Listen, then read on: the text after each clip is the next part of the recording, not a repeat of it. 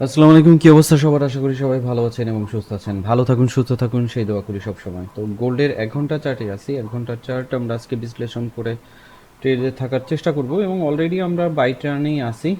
সেটা হচ্ছে শর্ট লেভেলে এসএল ধরে হচ্ছে 3340, এই লেভেলটাকে ধরে। আর লং এ তো একটু পরে বলতেছি। তো গোল্ড এত নামার কারণ কি? গোল্ড এত নামার মানে অপ্রত্যাশিতভাবে এই গোল্ডে বলা যায় যে নামছে। এটা নিয়ে কিন্তু আমি আমার টেলিগ্রাম গ্রুপে আলোচনা করছি, ফ্রি টেলিগ্রাম গ্রুপে, এবং ভিআইপিতে এগুলো নিয়ে আলোচনা হয়েই থাকে। তো বিষয়টা হচ্ছে ধাতুর উপর হচ্ছে শুল্ক আরোপের কথা একটা আভাস চলে আসছিল হোয়াইট হাউসে, এবং এই কথার পরপরই হচ্ছে গোল্ড ফল করা শুরু করে। ইউএসডি ততটা স্ট্রং ছিল না, বাট গোল্ড কিন্তু উইক হয়ে মার্কেট ডাউন ট্রেন্ডে চলে আসে এবং কাছাকাছি চলে আসে 3340।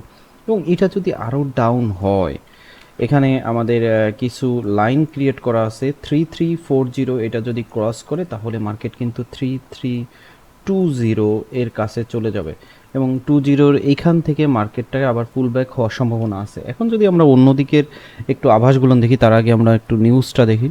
আজকে নিউজের মধ্যে জেবিপি রিলেটেড কিছু নিউজ আছে 47 মিনিট পরে, এবং 6টা 30-এর দিকে ইউএসডির হচ্ছে কনজিউম প্রাইসের ইন্ডেক্স আছে, যেটা মার্কেটের উপর একটা ইফেক্ট ফেলবে। তো আমরা যদি ফান্ডামেন্টাল ইস্যুর দিকে দেখি, তাহলে আগস্টের 15 তারিখে হচ্ছে ইউএস সিপিআই এবং এফওএমসির একটা প্রভাব ডলারের উপর পড়বে। আর ইউএস জবের যে ডেটাটা আছে, এনএফপির যে ডেটা ছিল, সেটা কিন্তু গত সপ্তাহে মিক্সড ছিল, যে যার জন্য গোল্ড একটা বুলিশ অপশনের দিকে ছিল। কিন্তু বর্তমানে যে প্রেক্ষাপট, ওই যেটা বললাম, যে শুল্ক আরোপ মূল্যবান ধাতুর উপরে, এইটার কারণেই কিন্তু গোল্ডটা একটু ডাউন আছে।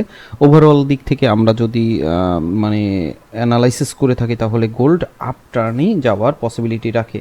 ওদিকে চীন এবং মধ্যপ্রাচ্যের যে জিও পলিটিক্যাল উত্তেজনা, এটা কিন্তু গোল্ডের দিকে সেফ হ্যাভেন হিসেবে সবাই কিন্তু ওদিকেই গোল্ড বাই করার চিন্তা ভাবনা করে থাকে। তো ফেডের সুদের হার প্লাস হচ্ছে ইউএস সিপিআই এবং এফওএমসি, এইগুলোর উপর কিন্তু নির্ভর করে গোল্ড সামনের দিকে অগ্রসর হবে। তো টেকনিক্যালভাবে এখন যে অবস্থানে আছে সেটা হচ্ছে, যদি গোল্ড 3340 এটা ক্রস করতে সক্ষম হয়, তাহলে গোল্ড নেমে যাওয়ার পসিবিলিটি রাখে। সেক্ষেত্রে এসএল হিসাবে চলে আসতেছে হচ্ছে 3375 বা 60, এই লেভেলটা। তো আমরা বাইয়ের দিকে থাকার চেষ্টা করি। সেক্ষেত্রে আমাদের এসএল লেভেলটা হতে পারে 3320। এটাকে আপনারা এসএল লেভেল ধরতে পারেন 3320 একটু লং এর ক্ষেত্রে। আর যদি শর্টে এসএল নিয়ে বের হয়ে যেতে চান, তাহলে 3340কে এসএল ধরে বাই টার্নে থাকাটাই উচিত হবে। কারণ গোল্ড ওভারঅল যদি নামেও, তা উপরের দিকেই যাওয়ার পসিবিলিটি রাখতেছে সবচাইতে বেশি। সেটা কোয়াড ডাটা অনুযায়ী হোক, জিও পলিটিক্যাল ইস্যুতে হোক, বা অন্য অন্য ইস্যুতে হোক। ইউএসডি স্ট্রং হইতে পারে সাময়িক সময়ের জন্য, কিন্তু ওভারঅল দিক থেকে বাইয়ের টার্নে থাকার সম্ভাবনা বেশি, যদি কোনো বড় ধরনের ইফেক্ট না করে তার আগ অব্দি। তো আজকের দিনের হিসাব অনুযায়ী মার্কেট কিন্তু একটা জোনের মধ্যে আছে এবং ধীরে ধীরে আপের দিকে আগাচ্ছে। সেই জোনটা হচ্ছে 3340 এবং 3360। যদি 60 ক্রস করতে সক্ষম হয়, তাহলে গোল্ডকে আমরা আবার উপর দিকে পেয়ে যাইতে পারি। সেটা চলে যেতে পারে 3395-এর আশেপাশে।